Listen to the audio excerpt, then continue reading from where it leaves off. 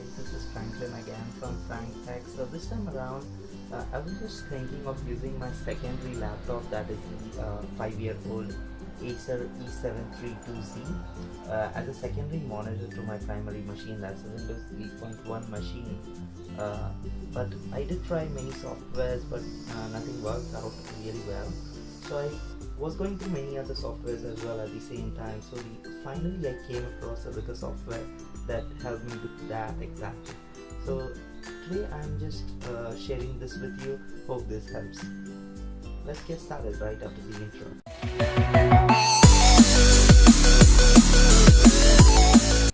So to set up a laptop as a secondary display or as a secondary monitor to your primary machine, you need to first download a server application on your primary machine. So let's go to spacedesk.ph. So once we go to spacedesk.ph, it will come up with the application page.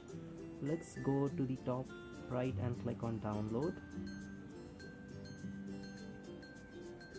So the server application is only supported on Windows for now, and I did contact the SpaceDesk technical support. They informed that Linux version is not in their roadmap, but for you to use Windows as the primary, this will be good. So you can just select the version of Windows that you're using. So if it's a 64-bit, you can just click on the 64-bit. I have already downloaded it and it's on my desktop. So we'll just close this application, and as you can see here, I have the SpaceDesk 64-bit version. We'll just double click on it, and it's just like any other software installer. Let's click on next, and let's accept the terms and agreements and click on next again. We'll keep the default installation path and click on next. So it is necessary to add an exception to the firewall for SpaceDesk because it will be using the internet connection to connect to those both machines, to the server and the client. So let's click on next, and all the settings have been configured. So we'll just hit install, and it will start installing the files.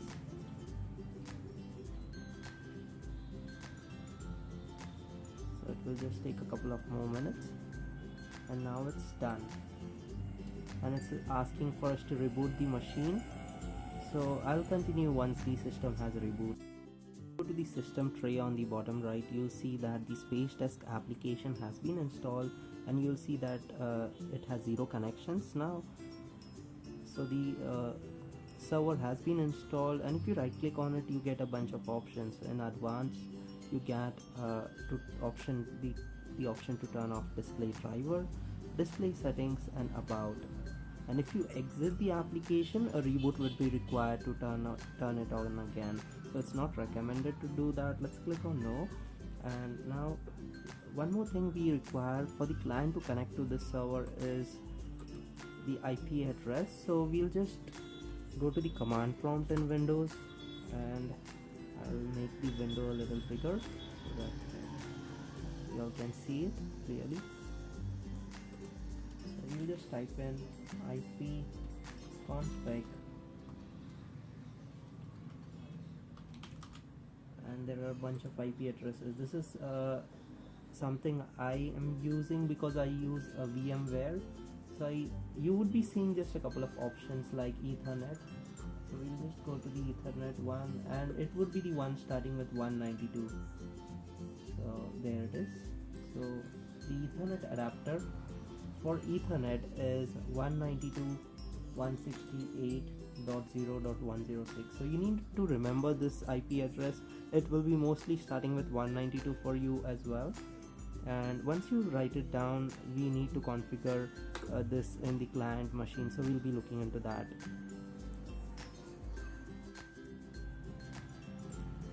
So now I'm in my secondary machine, and as you all can see, this is a Linux machine. I'm using Manjaro Linux that is based on Arch.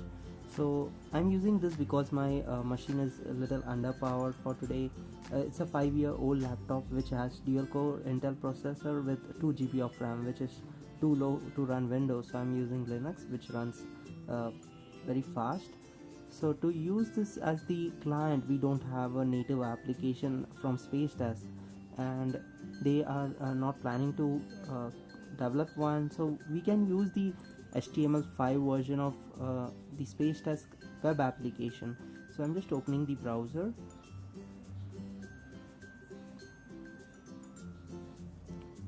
So it's taking some time because it's a fresh reboot. And we'll go to the SpaceDesk site, that is spacedesk.ph. Once you go there, you can just go to download again on the client machine, and here if you have one of these like Windows or Android, you can directly download the client application, but we don't have these. It's a Linux machine, so we can use the HTML version of the web application. And there's one more note mentioned that it requires the latest version of the browser and operating system. So Mozilla Firefox is currently not supported due to performance limitations, so we are using Google Chrome, which is available in Linux and all major platforms. So I'll just click on the HTML5, it will open a new link, and I've already pasted my IP address that I took from the server. If you remember, it's we got it from the command prompt. We'll just click on connect, and as you all can see, I can use my mouse to control both the machines now. So it's a second monitor to my primary machine.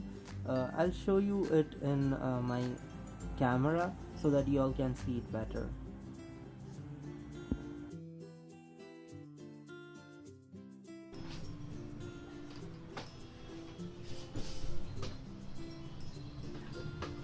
So you all can see I'm using a single mouse to control both my desktop and my laptop, which is now working as a second monitor. It is not visible enough, so what I'll do is I'll open Explorer in my primary machine. I'll make it small, I'll move it across, so you can configure how you want. So I've set it to be on the bottom right, the second monitor to be on the bottom right. So to configure, you can just click on the primary machine, click on display settings, and you can just drag the monitor where you want. So it was on the top right, I'll take it to the bottom right, click on OK, and then there it is. So now it should be very similar. As you can see, my secondary laptop, or the laptop which I don't use often, is now my secondary monitor, and this is working on internet connection. So if you don't have internet, it wouldn't work. And the one more thing is that sometimes if you're using too much with the browser on Linux, then it might lag, but now the performance is too good, and it is recommended to use wired connection as by told to me by the SpaceDesk technical support.